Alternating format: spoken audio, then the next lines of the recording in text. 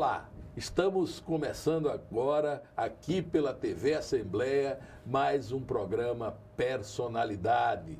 Nossa personalidade de hoje vem do mundo das letras, da arte de escrever. Eu estou falando da professora, escritora Vera Romariz, membro da Academia Alagoana de Letras. Vera, um prazer estar com você aqui no Personalidade, que é para o Alagoa, que o alagoano conheça um pouco mais de você, não é? No começo da nossa entrevista, a gente sempre vai para o lado mais persona, né? A gente vai querer saber quem era a Vera, a menina Vera, não é? Ela foi de onde, não é? Os pais de Vera, quem eram, né? Quais são as raízes, o princípio da Vera, como é que ela se formou enquanto pessoa, né? Lá longe mesmo. Paulo, boa tarde. É um prazer enorme estar aqui com você. Você sempre batalhando pela cultura no Estado. Um velho batalhador como eu. Que bom. Eu sou filha de João e Salvelina Romariz, penedenses, né? E neta do poeta Sabino Romariz, penedense também. Sou de uma família de 8 filhos. Fui caçula durante algum tempo, até que me tiraram o reinado. E vieram mais 2. Então, fui de uma família grande, né, de classe média, papai com dificuldades. Imagine, colégio para 8 filhos. Hoje seria impensável, né?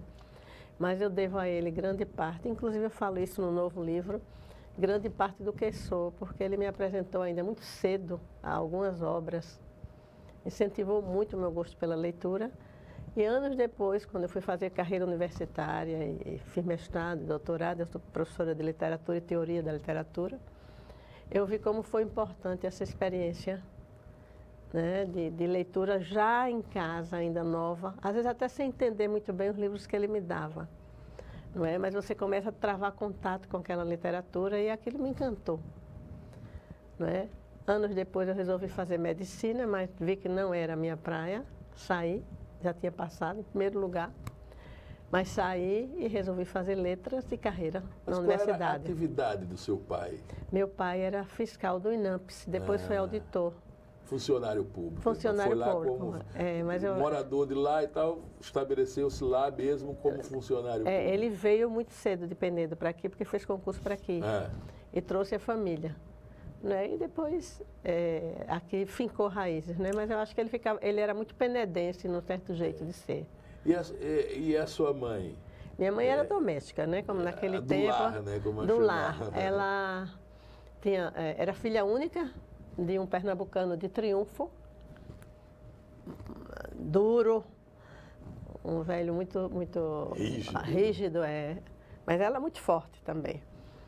E mamãe, quando casou com o papai, achou um paraíso, né? Que o papai tinha um temperamento muito afável. Eu acho que ela não queria duas personalidades muito fortes na vida dela, não. Mas ela sempre dizia assim, que para ela, em primeiro lugar, o marido. E depois, no honroso segundo lugar, os filhos. Olha. O que não é comum, não é? Não é comum. Mas ela dizia e assumia. Que bom. Então, eu achava isso interessantíssimo. Nós ríamos muito, porque eu acho que papai foi um pouco pai, um pouco companheiro, não é? Preencheu as lacunas daquela filha única de um pai severo. Não é? E ela sempre dizia, eu sorria muito, e ela tinha até certa liberdade que as mulheres da idade dela naquele tempo não tinham. Por exemplo, ela queria ir ao cinema de tarde, papai trabalhava, papai dizia, por que você não vai só? Olha. Ela dizia, então ele era... ele abria os horizontes para ela. Que é muito difícil numa sociedade machista até hoje. Exatamente. Então ela ia... Até hoje machista e daquele que adorava tempo, cinema. Homem, né, ele dizia, mas o que é que tem? Qual é o problema de você ir assistir a um filme? Confio plenamente, pode ir. Ela não esperou a segunda proposta, né? E gostava de cinema. Adorava cinema. Adorava cinema. Ela só tinha uma condição, que o filme terminasse bem. Porque quem tem 8 filhos e a dureza do cotidiano, ela disse que nada de filme de terror, eu ria muito quando ela me dizia isso. Um final infeliz. Não, né? não. Tinha que ser um dramalhão da Metro, bem azeitado. Podia chorar no meio, mas no fim tinha que... Ela era uma pessoa muito espontânea, muito simpática, morena, de cabelo liso. Eu dizia que ela tinha índio penedense de Piaçabuçu no sangue, porque o vovô era louro do olho claro. Eu digo, a senhora tem ido aí no lado da mãe dela. Mas ela era muito ligada a Penedo. Interessante isso, esse senso de pertencimento, não é? É verdade. Eles estavam aqui em Maceió, passavam 1 ano, 2 anos, 3 anos sem ir a Penedo. De repente, ela dizia, eu tenho que ir a Penedo. Olha, velho, eu estou louca para beber aquela aguinha com gosto de barro do Rio São Francisco. Olha. Eu digo, mãe, jura? Ela jura. Então havia um senso aguçado de pertencimento. Além que Penedo é uma cidade adorável ainda, né? E eu acho que isso é uma coisa bem característica de penedense, ou das cidades maiores. Talvez as bem pequenininhas tenham também isso. Não é? Mas sempre tiveram um cuidado cultural maior, não é? As maiores sempre, elas têm uma Tinha força cultural. Penedo teve até mamãe estudou numa boa escola, né, que passaram lá e não passaram aqui naquele teatro. É verdade. Né? Tem um movimento cultural interessante, não é? E quando é que você ficou até Penedo, só Penedo até que idade? Não, eu nasci já aqui. Já aqui? Não, papai veio muito cedo para cá. Então você... Eu não tive experiência de viver em Penedo. Não. Eu pensei que você fosse de Penedo. Não sou. Não, então muita gente é acha que eu sou penedense, né? E até diz, a penedense, eu fico calada porque, de certa forma, eu tenho raízes penedenses, né? Muito fortes. Então a sua vida começa... Toda em Maceió. Em Maceió. Em Maceió. E colégio, onde estudou? Eu estudei o tempo inteiro. Eu estudei primeiro no grupo escolar Pedro II, ali na Praça de Odoro. Que hoje é a Academia Alagoana de Letras. E depois fui para o Colégio São José, onde fiquei até o 3º ano científico. Colégio de Freiras. De Freiras. Eu queria fazer medicina e havia lá a irmã Ione, que era uma bióloga renomada, tanto que na época em que nós fizemos vestibular, a prova de biologia foi considerada uma prova difícil e a turma do São José se saiu muito bem, porque ela era uma pesquisadora. Então, tenho boas recordações de lá, né? Os limites também da formação, mas a gente vai amadurecendo e dribla os limites e toma as próprias decisões, não é?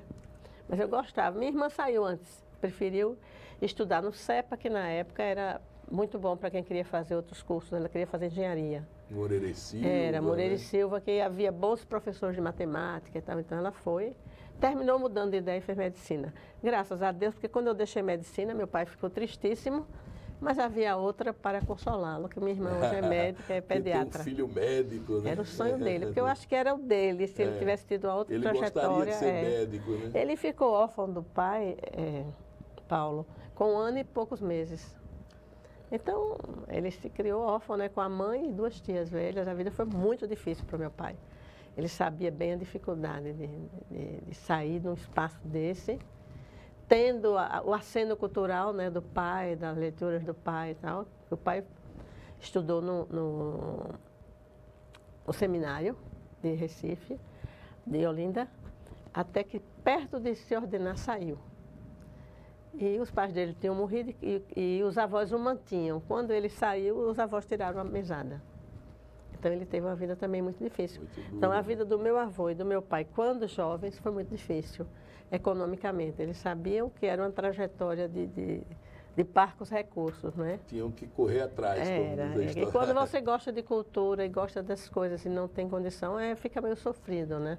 É isso que eu ia colocar para você aqui. A sua família, de certa maneira, a partir do seu avô, ela tem um lastro literário, né? Lastro literário e cultural. Sabino também escrevia bem, porque ele não guardava, Eu ia falar do Sabino, que era um grande diretor texto, de teatro. Adorava, dirigia teatro, ele gostava muito bem também, escrevia muito bem. É verdade. Além de ser um radialista que todos nós conhecemos de uma... Eu digo sempre que o rádio era o espaço dele. Ele sempre gostou muito do rádio. Né? E a influência do avô, assim, você chegou a conviver com ele? Não, veja, quando ele morreu, meu pai tinha 1 ano e meses. É verdade. Não, ninguém conviveu com ele. A nossa convivência, digamos assim, foi intelectual, no sentido de que meu pai literatura, ele gravava os poemas do pai morto e dizia de cor para mim. Ele e o único irmão eram 2 irmãos de Sabino Romariz de vovó, e tem um 3º irmão, Antônio, mas foi só de vovó. E, então, eles sabiam de cor poemas longuíssimos, Paulo. Eu imagino o que não faz a saudade de um pai, ou de uma mãe, não é? Eu Meu pai me conheço disse vários poemas longos, eu né? Redenção de Judas, um longuíssimo poema, né? Eu devia ter quase até trazido. Uma epopeia, né? Eu devia ter trazido o livro de vovô, eu estava com ele. O único que você tem, que eu vivo nem me fico fale. de olho nele. Mas agora vai ter a segunda edição, né? Vai ter uma segunda edição. Vai ter agora, no final de abril, disso. na Flip de Penedo. A segunda já vai ser lá? Vai ser em Penedo. E eu vou estar em Penedo. Pois então você vai ver a segunda edição. Fazendo um sarau lá.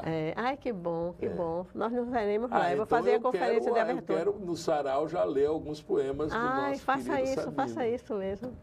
Bom, então vem já de longe aí você tem Sabino, tem a Aline, que é também, a Aline escreve bem, envolvida, assistente social, mas mudou de rumo, dedicou-se à poesia, não é? Exato. Então a poesia é uma companheira constante na vida, na vida de vocês, assim. Com certeza, o contato com a poesia, é isso? É verdade.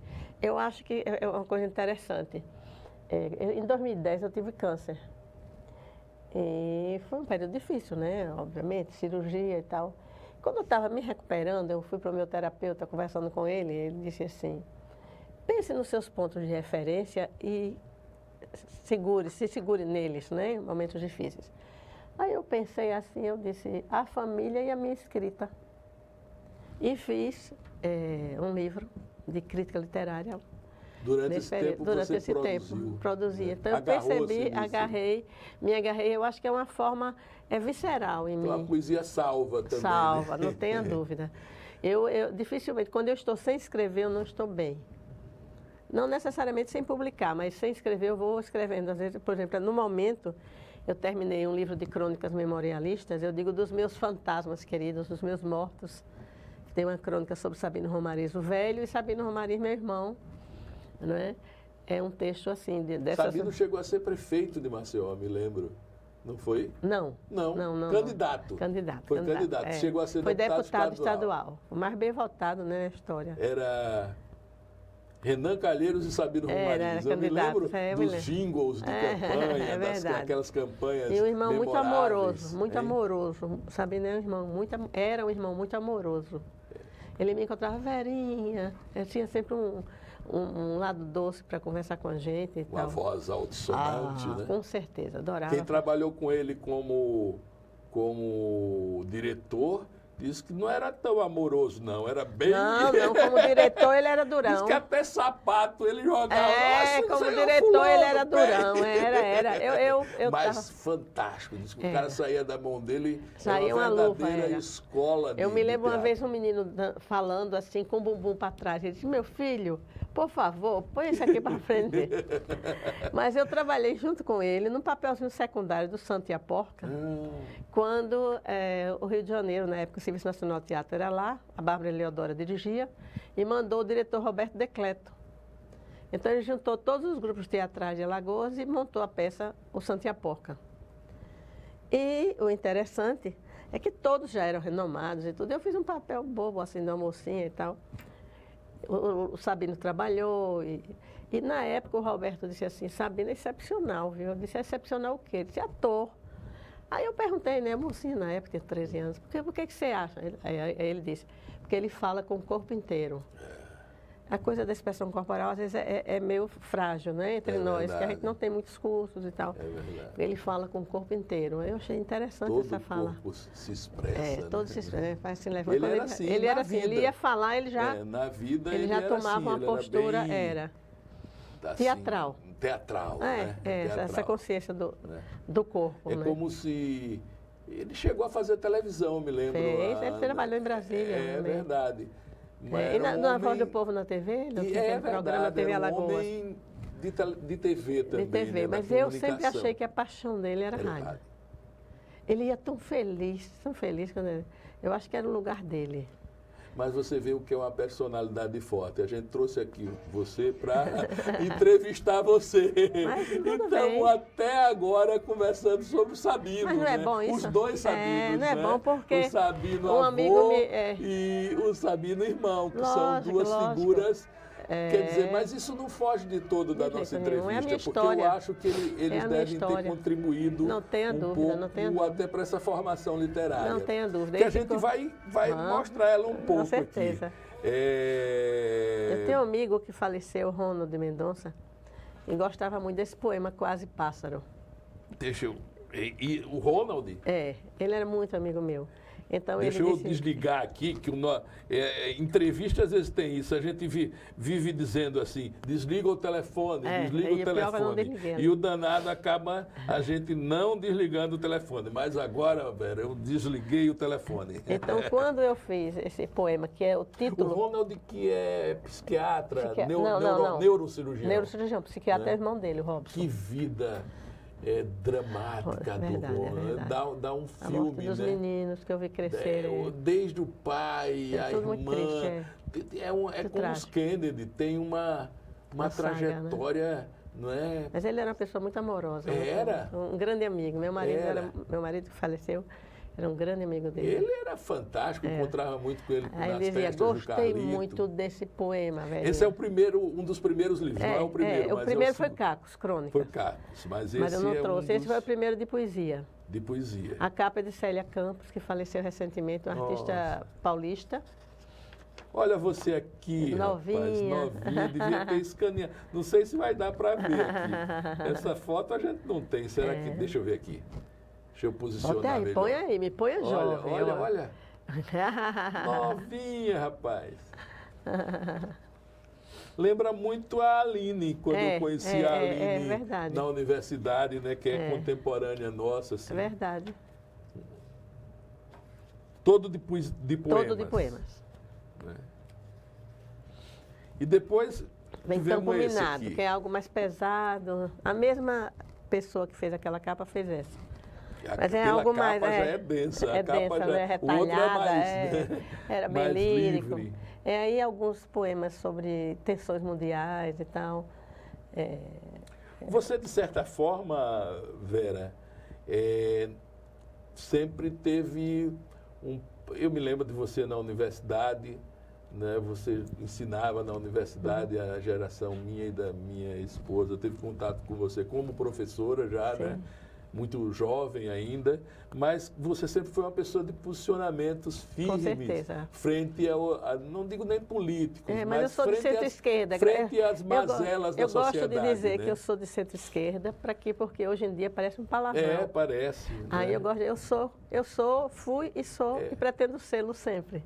A gente, inclusive, era uma época de militância e tudo, e você sempre estava do lado certo, com certeza, do lado correto. Fui apoiada pelo PCdoB, fui candidata a reitora, eu me lembro muito bem disso. Então, esse livro é um pouco essa verve da dificuldade do mundo difícil. Do mundo difícil. Eu posso pegar aqui um verso? Pode, deve. Mas também tem uma coisa interessante. Tem um poema de que eu gosto muito, que foi... Até no nível, pronto, é esse aqui, que eu fiz pensando nas minhas amigas militantes. O poema se chama Batom. Aí eu coloco assim, batom e faixa de guerra. Porque eu vi uma amiga que era Thaís Normandi, ela estava indo para uma passeata e de repente ela retocou o batom. Que maravilha. Aí eu achei isso tão bom. Imagem. Aí eu fiz esse poema, batom e faixa de guerra, caneta e perfume. Na passeata e na cama, fêmea que se quer e se mostra. Milita em guerrilhas no território dos machos. Escaramuchas nos pelos, estaca que fere e frui. Batom em faixa de guerra, rosto em recortes diagonais. Fêmea que fere e se fere em desatinos não cerebrais. As mãos são poucas para guerras tantas. O tempo é curto para tanta história de enredos desiguais. Te amo assim. Ensaio lascivo de guerra e paz. Que maravilha. É um poema de que eu gosto muito. Lindo. E a Thaís sabe que ela é inspiração para esse poema? Foi ela e mais alguns amigos. Eu disse, sim. Rapaz, eu tenho uma foto linda também da Thaís. Né? Jovem, militante, assim, no muro do DCE estava pichado lá, Uni. Né? Que bonitinho. E ela, assim, ela é um pouco isso também. Aqui é um pouco sobre o país, não é? Cupim. Esse aqui foi quando? Esse livro? 77, Deixa eu ver aqui. eu acho. 77. Então, eram épocas Braba. ainda de ditadura, né? Era meio braba, né? 7-7. 77 era, de Porque ainda 76 tinha- houve a chacina da Lapa. É verdade. Né, em 76 Os de São rescaldo da Paulo. ditadura. Bem rescaldo, bem forte. Forte era. Ainda havia bombas, não é? É verdade. O CPC, como é o CPC não? Lídice, da OAB. Aquele, Exato, aquela senhora da OAB morreu por uma bomba no Rio Centro. No Rio Centro. Colocaram Com uma certeza. bomba, estourou na mão de quem ia botar. certeza. Né? As bancas de jornais eram Ave Maria. frequentemente Explodidas. incendiadas, as que Tempos difíceis. vendiam jornais Tempos difíceis. de esquerda, digamos e assim. aí né? mandava alguém colocar bomba lá. O cupim rói, paciente, a madeira grande da estante. A criança pobre rói, paciente, o barro da parede. E todos roemos as vísceras do país. Já pensou? Só um pedacinho, só um pedacinho. Já pensou que é essa coisa do poeta de colocar as coisas como devem ser, né? E que fácil de ser entendida, né? De um certo ângulo De um também, certo né? ângulo. Eu digo sempre assim, que a vida, né? O Drummond dizia, o tempo é a minha matéria, o tempo presente é a vida presente e os homens presentes. Eu, às vezes, estou saindo na rua, tem um poema, não me recordo em qual livro, acho que é no outro, nesse, em que eu cheguei numa lanchonete e eu pedi um suco de melão. E um menininho se aproximou e o homem olhou assim com um rosto muito sério para ele e ele se encolheu. E eu olhei que os olhos deles eram meio amarelinhos como os meus. E eu fiz um poema, Amarelados Olhos de Melão. Olha, que maravilha, dizendo que que sociedade é essa que não dá lugar a uma criança. Ela não fez nada demais, ela apenas chegou e recuou ante a recusa do mundo do capital, né, que não é fácil. E isso ficou na minha mente e eu fiz o poema Amarelados Olhos de Melão. Mas a gente, porque a poesia nos chamou, né? A poesia, assim, ela nos captura, né? Você Já sabe aí disso. feriu até o roteiro aqui da nossa entrevista, que tem isso coisas é bom, suas isso é bom. que eu quero saber ainda, por sim, exemplo, pois não. dos filhos, do Sim, marido, você é viúva, Augusto faleceu em 2017. Muito. Quantos anos? 47 anos. Nossa, 47. Eu tenho até um conto que eu fiz chamado 47.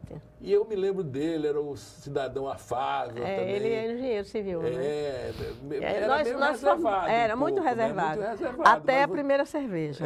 Depois o segundo Pedro Nelson, até a primeira cerveja. O Pedro Nelson, eu estou dizendo isso que eu Ele gostava muito de Pedro receber em Nelson casa. isso. E agora, a que era mais de sair era eu.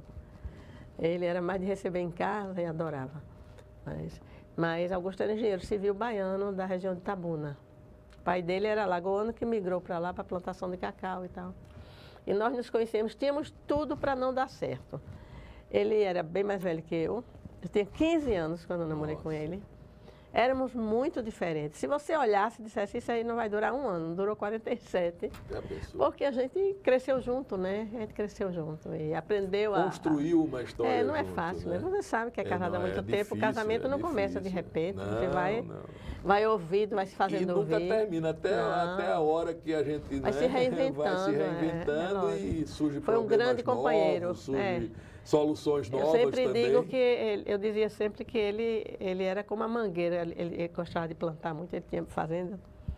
Ele era como a mangueira, assim.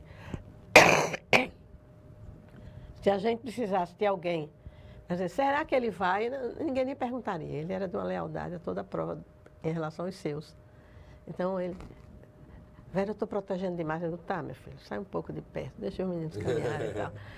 Mas, ao mesmo tempo, ele sempre fez tudo para que os meninos estudassem fora, fossem independentes. Quantos são os meninos? São 3. Os meninos já têm quantos anos? O Adriano fez 50. Os meninos nunca deixam de ser meninos, O Adriano é né? advogado, fez 50 agora, em março. Clarice é executiva da Vale do Rio Doce.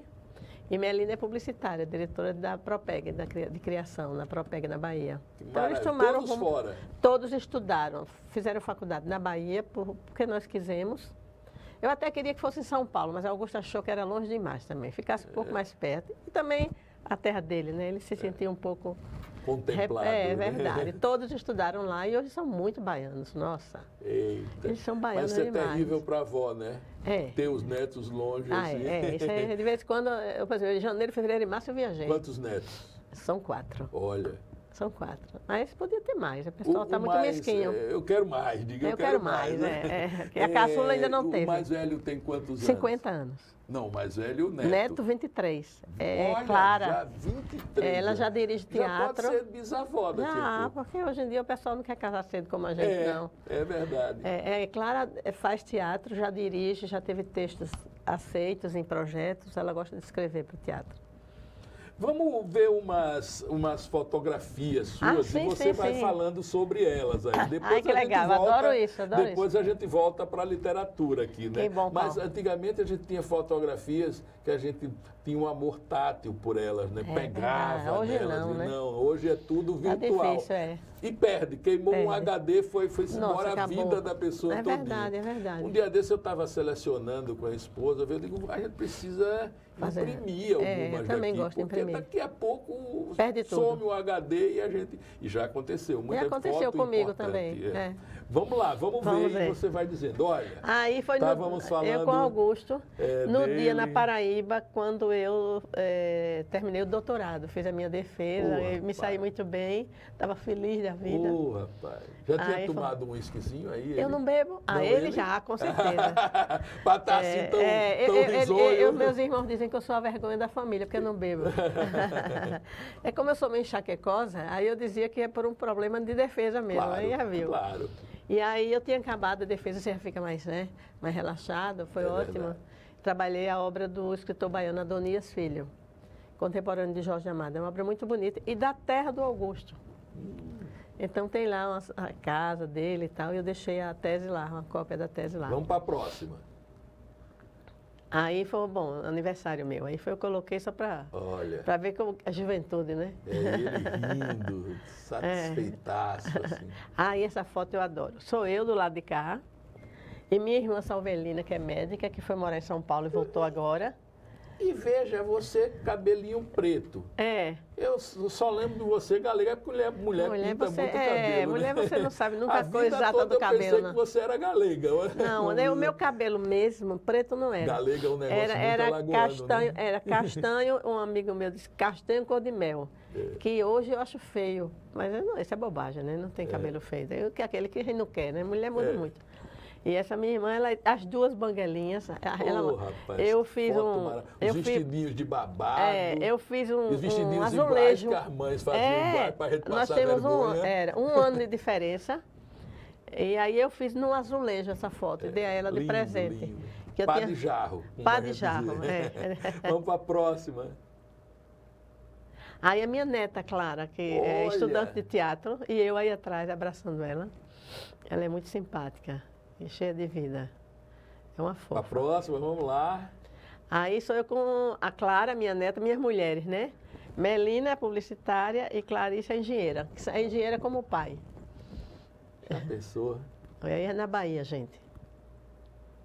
Aí sou eu com meus netos todos. Faltou a Clara, né? Faltou a Clara. Tem dois pequenininhos. Tem Maia, nasceu na Escócia. Aquela de branquinho. A minha filha foi morar na Escócia, trouxe aquele escocês e trouxe a Maia. Vocês são lá, um galegão. A Melina ainda não estava casada, mas o marido não estava aí. Ali Adriano com a esposa, que é mineira, e meus dois netos, André e Pedro. André faz cinema, faculdade de cinema. Aqui foi a foto para a divulgação do meu último livro. E uma amiga tirou. É esse óculos, esse óculos que você está usando agora. É minha marca, né? Por que tirar? Né? Você nunca, assim, esse óculos, essa armação, você disse agora, eu me lembro sempre você com uma armação parecida. Eu sempre parecida, eu gosto de armação. Eu tenho um azul. Tartaruga. Exatamente. Temos mais fotos ainda, será? Não temos mais. Vamos voltar à literatura, então. Vamos, porque aqui é muita coisa. Esse livro aqui, Aí foi uma coletânea, tem poemas já publicados e poemas novos. Foi o Sesmac que publicou. Eu estava na época na Pró-Reitoria de Cultural. É uma coletânea sua? Minha. Não é? Eu gostei de película. Essa foto é de Ricardo Ledo. Eu disse, eu queria alguma coisa que desse a noção de impressão. Aí ele disse, eu já sei o que é que eu vou fazer. Aí de dentro do carro, na chuva, ele tirou a foto. Esse aqui Esse é de ensaios. É o tema da vingança na arte. Eu era fascinada pelo tema da vingança na arte. Como isso dá Quando professora, eu trabalhava muito. Por exemplo, como você, no texto de cinema, que não interessa. Na vingança, geralmente, os papéis podem inverter. Por exemplo, quem estava no alto, ao receber objeto de vingança, pode cair. Então, isso dá uma mobilidade à narrativa que eu achava fascinante. No cinema, isso é muito forte. Isso pode se usar também para o romance? Com certeza. É uma técnica? Não. É uma temática, né? É uma temática, parte do roteiro. É uma condução natural dos personagens? Pode acontecer, os papéis se invertem. Tem um conto de Mário de Andrade, que eu analiso isso. Tem. Né? Um conto de Mário de Andrade chamado Nelson, que conta a história de um fazendeiro brasileiro que casa perto do Mato Grosso com uma paraguaia. Vivem muito felizes até que ela descobre umas revistas paraguaias falando sobre a Guerra do Paraguai, dizendo que não foi bem assim, que Solano Lopes não é um tirano, é um homem de bem, o Brasil que foi o que atacou e tal. Então ela não consegue mais viver com ele, ela rasga toda a roupa e ela vai embora.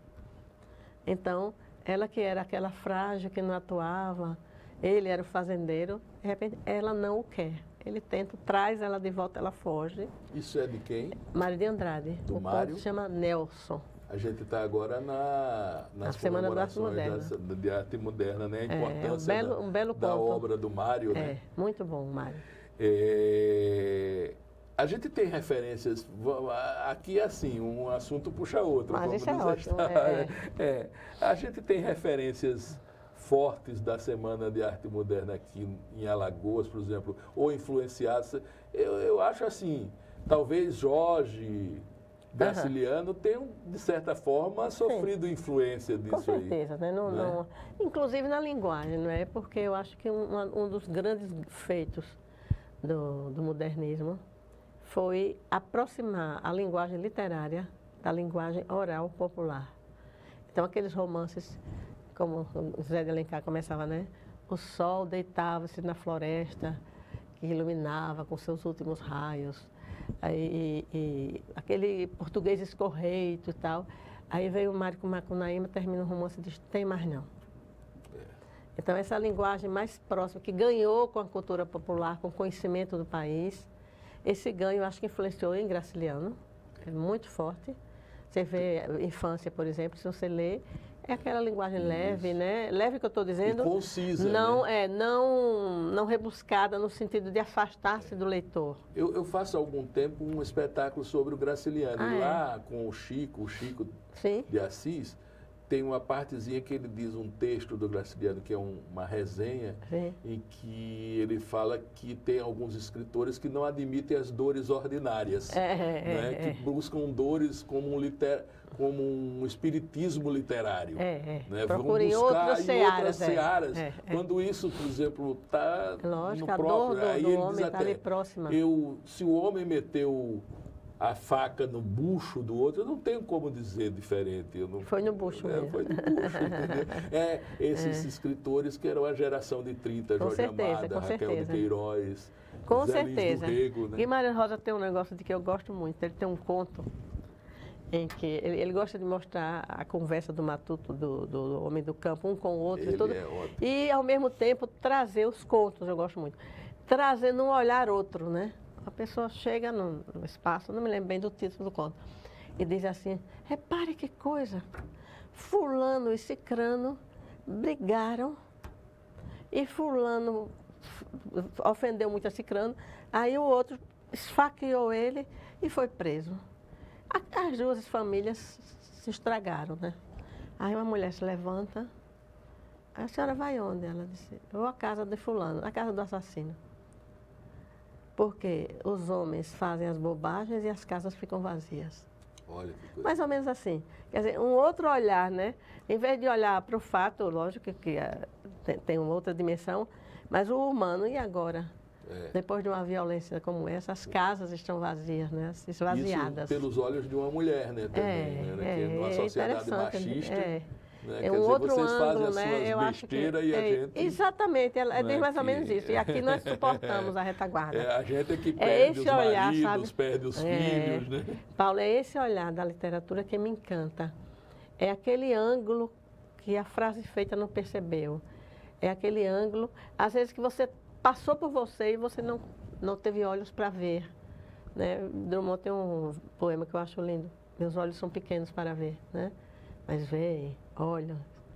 Então, mas eu acho que é um ângulo que você se permite ver melhor a tragédia ou a vitória do ser humano e colocar-se, não com aquilo que se espera que você diga, mas com algo que é um pouco anárquico, no bom sentido, de mostrar outras possibilidades. É esse olhar desviante da literatura que me apaixona, né? Entendeu? Eu me apaixono. Uma certa subversão. Exato. Né? Tem um conto de Borges em que ele diz assim, dois homens vão brigar, vão duelar, aí dei bons conselhos aos filhos. Aí a outra personagem disse, que bom, assim não se parecerão conosco. Olha, toda uma crítica da tradição, né? Da tradição violenta. E parece que cada vez mais essa tradição violenta se perpetua, né? Terrível, A né? depender do andar da carruagem. Pensou por que exemplo, não ia acontecer mais agora. fato como aquele recente do Oscar, o rapaz dá uma bufetada no outro. Uma coisa maluca, né? Tudo bem, o outro também fez uma violência danada. Mas não justificaria, né? Não justifica a violência, quer dizer, a barbárie. Agora ele está assustado, né? Primeiro prêmio que ele recebe já perdeu, né? Como é que é a visão da poeta desse mundo atual? Porque você vive... Sim. Você não é... Você é jovem, sim, mas é um pouco madura, menos jovem do que eu. Madura. Então você acompanhou várias fases da vida brasileira, da vida no mundo. Né? Nós somos, assim, antes da globalização, por incrível que pareça. Paulo, né? eu nunca pensei que viveria um momento de tamanho retrocesso de ações políticas e humanas, de valores, de costumes, de perseguição a homossexuais, de perseguição ao livre exercício da religião. Um tempo de muita intolerância. Eu cheguei até a pensar num poema, como se eu estivesse falando com Tomás Antônio Gonzaga. Tempos difíceis, Tomás Antônio, esses de agora, nem crepúsculos, nem auroras. Porque é um tempo de intolerância. Já tem um mote. Mas é um tempo de intolerância profunda. Certa vez alguém fez uma citação, disse assim, fulano é o esquerdopata. Eu disse, interessante, eu já vi muita gente de direita na minha vida. Vi pessoas de bem, com as quais eu não concordava e tal, mas nunca me passou pela ideia calar o meu oponente chamando-o de psicopata, até porque é uma doença e eu respeito as doenças. A intolerância diante da diferença me assusta e me preocupa. Então eu procuro sempre com meus filhos, com meus netos, conversar muito sobre isso. Porque eu acho que nós estamos num momento, no país, de profunda intolerância. Mais do que qualquer diferença política, eu estou assustada com o nível de intolerância. E nós que convivemos com um mundo complicado, mundo da ditadura militar, que a gente convivia na universidade com os contrários, né, de maneira muito mais suave. Né? Por exemplo, João Azevedo, para mim era um cidadão de um pensamento de direita. Sim. Mas nunca ele usou por exemplo, isso para perseguir ninguém. De jeito nenhum. Pelo contrário, ele teve uma ação nobre numa vez que eu me lembro que a polícia queria invadir a universidade para nos prender durante um trote, ele diz aqui, na universidade, ninguém entra. Não. É verdade. Aqui deixou a polícia fora, tá entendendo? E era formado na Escola Superior de Guerra é verdade. Mas nunca, quer dizer, a gente tinha um convívio, né?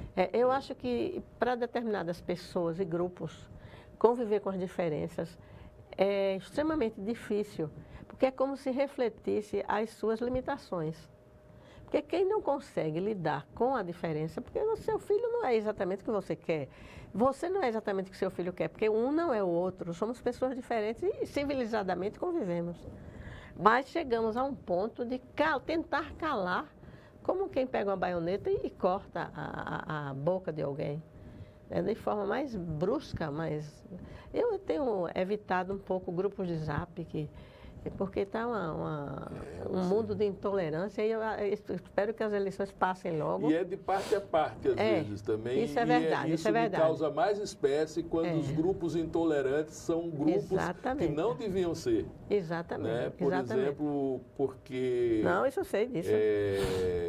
Você pode ver alguém extremamente intolerante na esquerda e na direita cada nem vez se fala. mais, parece que a intolerância foi tomando conta das pessoas. Exatamente. Não Foi... saber conviver com a mínima diferença de opinião. Como uma erva daninha, ela foi se ramificando, né? Eu acho que a intolerância impede o debate, desrespeita o instinto civilizatório que todos nós temos que manter. Para mim é algo impensável, alguém intolerante. Você, por exemplo, rejeitar um filho porque o filho é gay, ou você não querer que sua filha case com um homem negro. Quer dizer, essa intolerância que chega a uma irracionalidade nesse nível, ela é altamente destrutiva, entendeu? Ela é desumanizadora. Eu acho que a palavra é essa, é desumana. Eu não convivo com isso. Inventamos as máquinas, inventamos a computação, e não aprendemos a lidar com as diferenças. A cibernética, a inteligência artificial e a nossa inteligência... E nosso quintal desarrumado. Né? É isso. Precisamos arrumar Mas nosso quintal. Mas vamos mais, aqui temos mais ainda. Esse aí é um livro de contos. Você sabe que eu trabalho contos, Paulinho, no nível que o Cortázar lembra. O conto curto.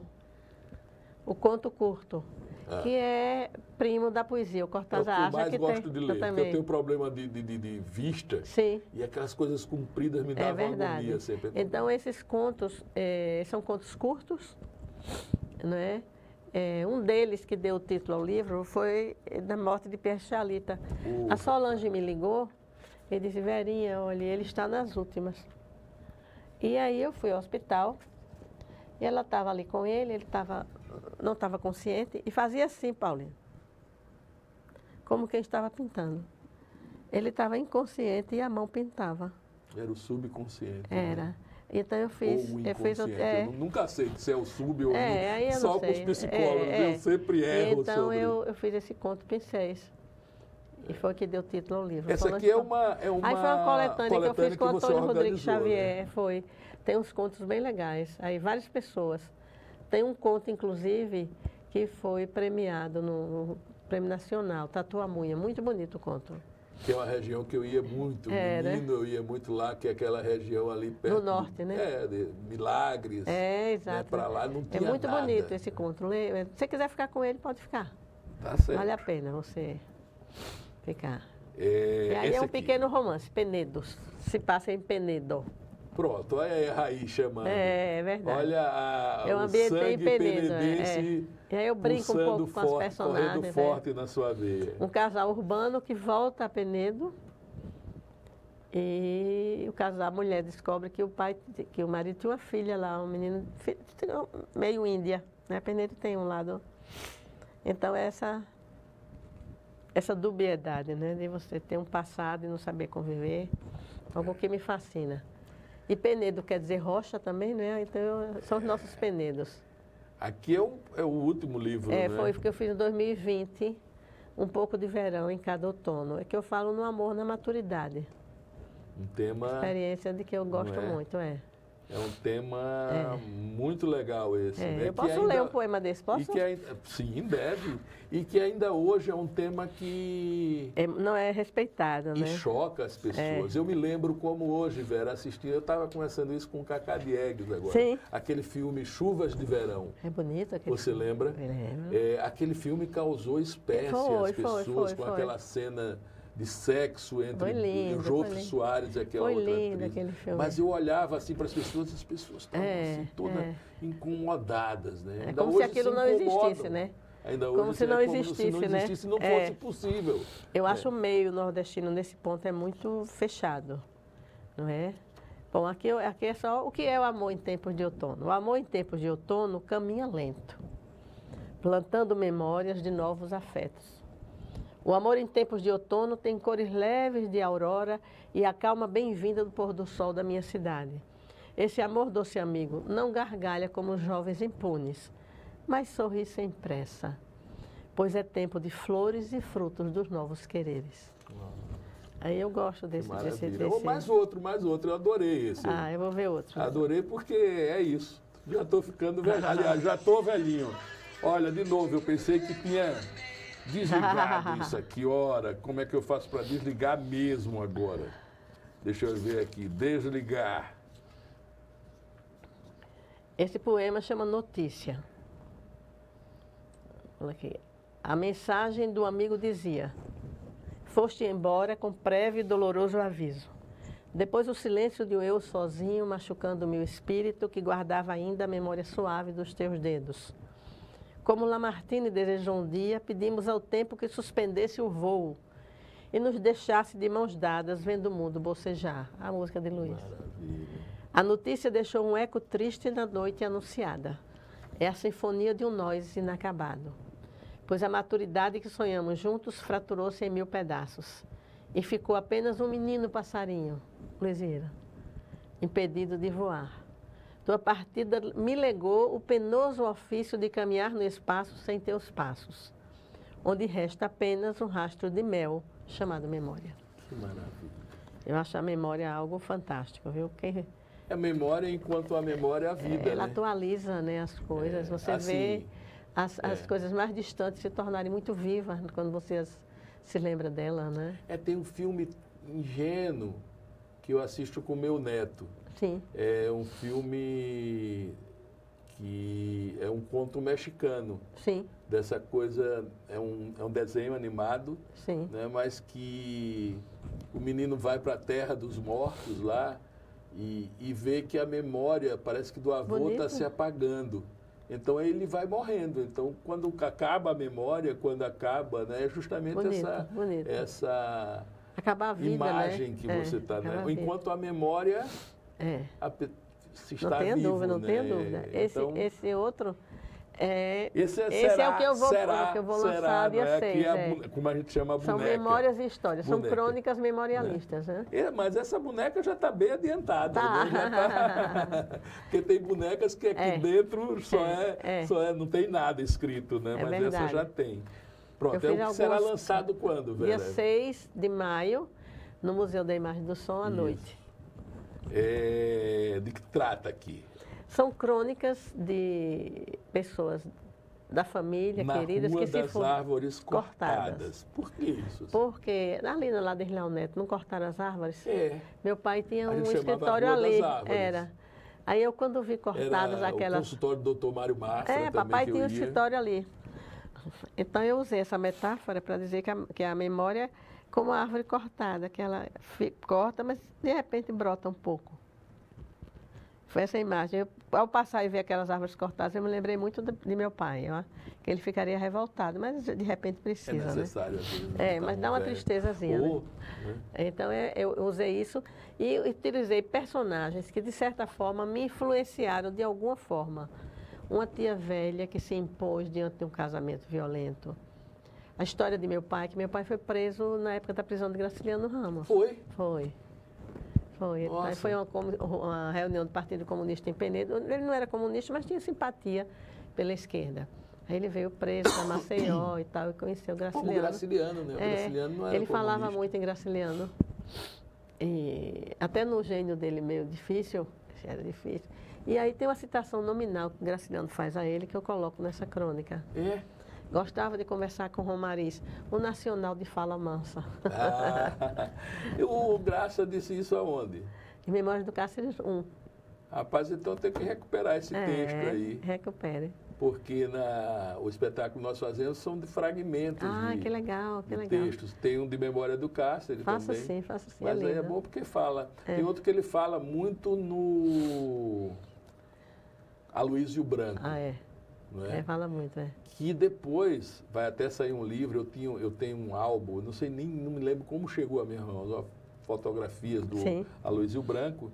Tem um escritor mineiro que está lançando um livro sobre o Afonso acho que é Jorge ou Afonso Romano de Santana. Sim, Afonso é mineiro. Eu sei, é de correspondências. Sim. Eu sei que tem muitas correspondências com o Aloysio Branco. Ah, muitas, que legal. muitas. Quando é espetáculo que você vai colocar? Não, o espetáculo eu estou com ele há quase 20 anos. Eu vou colocar isso, eu estou dizendo aqui, a gente vai. Entendi. Mas esse livro aí vai ser lançado, eu acho que tá, Sim. vem ser lançado aqui. Sim, né? sim. O Aloysio morreu muito cedo, né? Foi, muito cedo, muito cedo. Eu não conheço bem a obra dele, mas foi sempre muito elogiado pelo pessoal que se dedicou ao Teatro Alagoano. Com certeza, com certeza. Eu acho que foram essas pessoas que, de alguma forma, registraram a memória do que fomos, não é? E do que podemos ser também.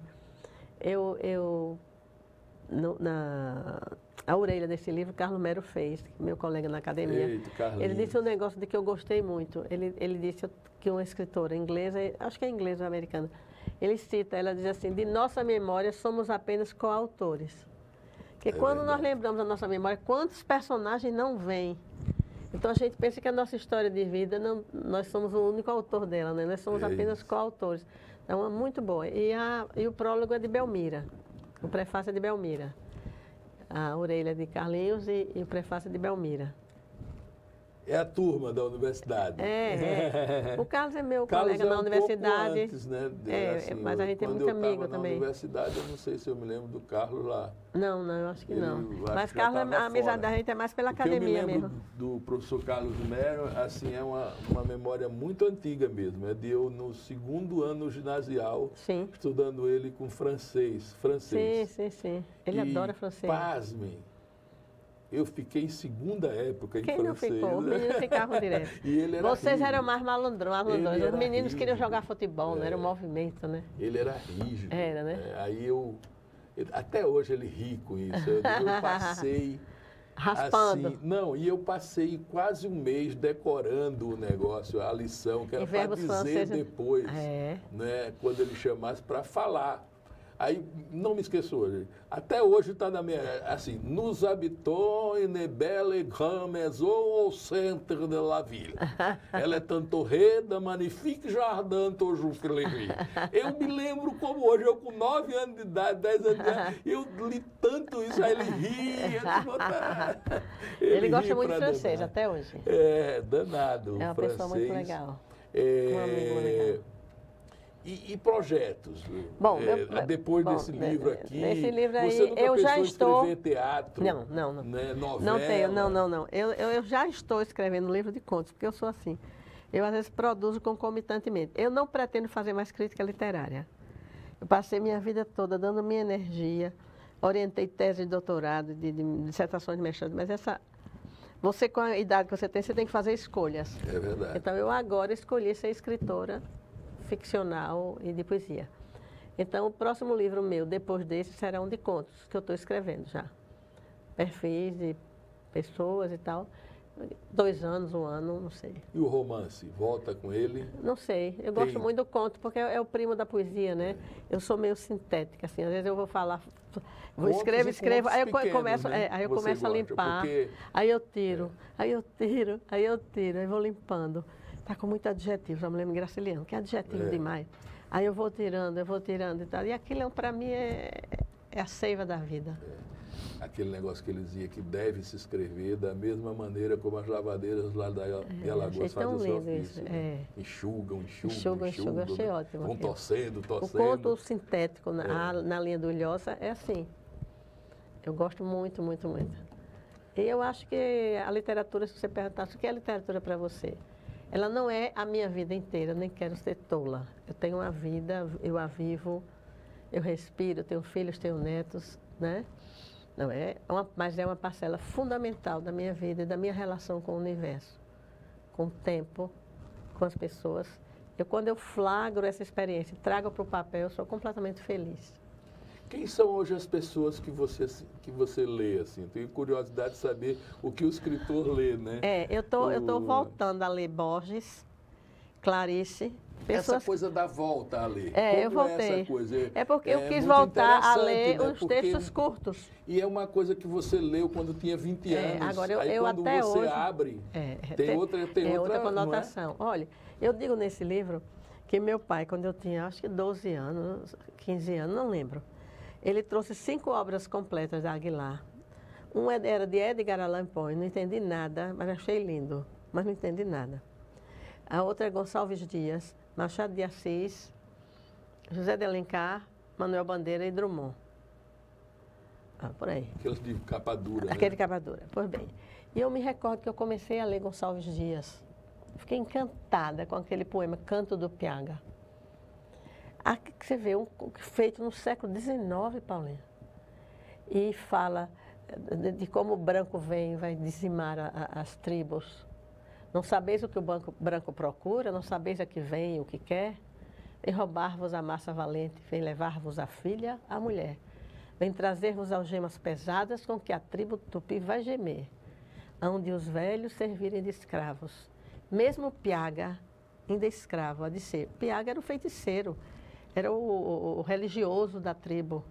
Quer dizer, se ele for amordaçado, quem contará a nossa história? O cara assim... Ele fazia teatro também, né? E nessa época já cantava a bola, como diz a história, do que viria a ser a grande dizimação dos indígenas. Eu acho um dos grandes poemas da língua portuguesa. E acho Gonçalves Dias inexatamente valorizado. Eu fui a um congresso em São Paulo. E uma pessoa famosa, assim, da moda, começou a dizer, porque o romantismo é tudo igual. Eu fiz... Epa! Não é. Não é. Gonçalves Dias publicou teatro, publicou poemas longos, publicou muito. Alencar escreveu bem, mas Alencar também fazia umas concessões ao mundo. Na época era deputado do Partido Conservador, tinha uma vida mais folgada. Gonçalves Dias era mestiço, filho de um pai português, de uma mãe índia. Ele sentiu a diferença cultural e racial na pele. Qual é? A Luiz de Azevedo. É bom para muito bom, muito bom. Rita Baiana, né? É outro que pega na veia, garganta, né? Eu gosto. Pega na veia. A literatura Nós temos grandes, né? Machado talvez muito bom. Seja eu gosto deles muito, talvez o melhor, né? Graciliano eu gosto muito, também gosto né? muito, gosto muito de Angústia eu acho um dos maiores romances do mundo. Agora eu me apaixono por São Bernardo. São Bernardo também. O professor Estevão da Rocha Lima, que era professor de literatura, ele dizia assim, Angústia é um texto mais bem urdido. Mas São Bernardo é saboroso. Porque talvez a angústia é uma situação que pode ser com qualquer um de nós em qualquer parte do mundo. Não, é mais universal. Não é mais universal, por isso que ele alcançou esse. Alcançou. E a escrita é mais contemporânea. Mas São Bernardo é delicioso. Não é? É como dizer, delicioso, saboroso. Quando aquele discurso da personagem principal que diz que estava na casa, as casas da levada eram úmidas. Bonito, né? Estive rezando por todos, estive rezando só. Olha que maravilha. Ele escreve super bem. E ele consegue escrever enxuto, né? Bem. O filme foi maravilhoso também. Muito bom. Com Otton Bastos. Foi a melhor versão. Isabel, a melhor versão. Faleceu. Ribeiro. Ribeiro, maravilhosa. Adorei o Otton Bastos naquele papel. Uma cena que a gente joga também uma cena que a gente joga no espetáculo também, do filme, que o espetáculo interage, assim. Pois a literatura nos salva. Eu queria que você escolhesse aqui um poema para dizer também, porque a gente já disse alguns, você já disse um decorado, de onde a gente tiraria esse? Lembra-se um que você... do Película aqui, porque é uma coletânea, né? É uma coletânea, olha aqui. Meu Deus, quantos livros, estou espalhando, quase enche. E não são todos. Você tem ideia de quantos ao todo? 12. 12 livros. 12 livros.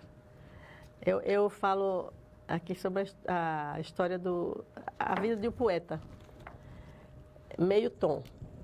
Ele fez a própria paz com lanças de muitas guerras. E seu perfil tem o branco condensado de cores das lutas necessárias. Ele fez sua paz com lanças de tantas guerras que confundiram o silêncio com vazio e olhos fechados com ausências imprevistas.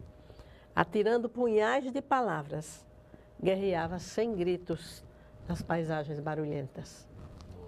Ele fez sua paz depois de tantas guerras, que buscava na calçada o momento de sentar-se em uma exaustão silenciosa, fonte fluindo lenta, sem tempo de correr. Sorriso breve no rosto, simulava a ingenuidade repousante da criança na hora em que, lenta, acorda sem pressa. Sua guerra de palavras parecia estranha, pois andava entre punhais em um ponto cego, lá onde não podiam tocá-lo. Um dia, dedo em riste, sorriso condescendente, estúpido no rosto, disseram-lhe que poetas são assim, meio loucos, meio crianças. E ficou feliz, de uma felicidade de crepúsculo, em meio tom. Que maravilha.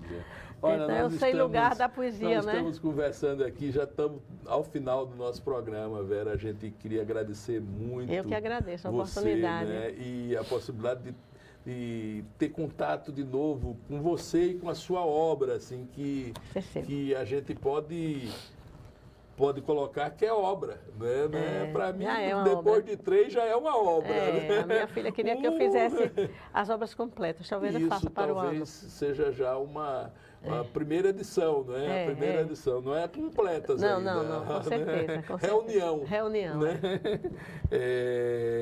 Que os outros façam a completa. Com certeza, né? Quando a gente sair daqui para outro plano, vai caber a ela fazer as obras completas. Com certeza. Que aí serão tantas mais, assim, mais o triplo disso aqui e o triplo dos 12. Não é? Pois é. Vera, muita satisfação. A gente eu que agradeço penhoradamente a você pela simpatia, pela generosidade, pelo fato de estar sempre trabalhando pela cultura em Alagoas, que é coisa rara. Não é uma luta árdua, mas necessária. E hoje cultura é uma coisa complicada, né? É verdade, meu filho. Foi assim... Ela foi deixada de lado. A entrevista a gente nunca quer terminar, tá vendo? É muito mais que deixada de lado, ela foi criminalizada, o que é pior. Verdade. É pior. É pior você passar de artista criminoso. Bom, mas esse é outro assunto. É outro assunto. Foi um prazer enorme. A gente está encerrando aqui esse nosso programa Personalidade, ouvindo essa pessoa tão importante para a literatura alagoana, para as letras alagoanas, para o pensamento alagoano como professora, né, doutora, uma pessoa que fez parte assim da minha formação também como ser humano, não é? A querida professora Vera Romariz. A gente se despede aqui e pede a vocês que assistam também às nossas reexibições do programa.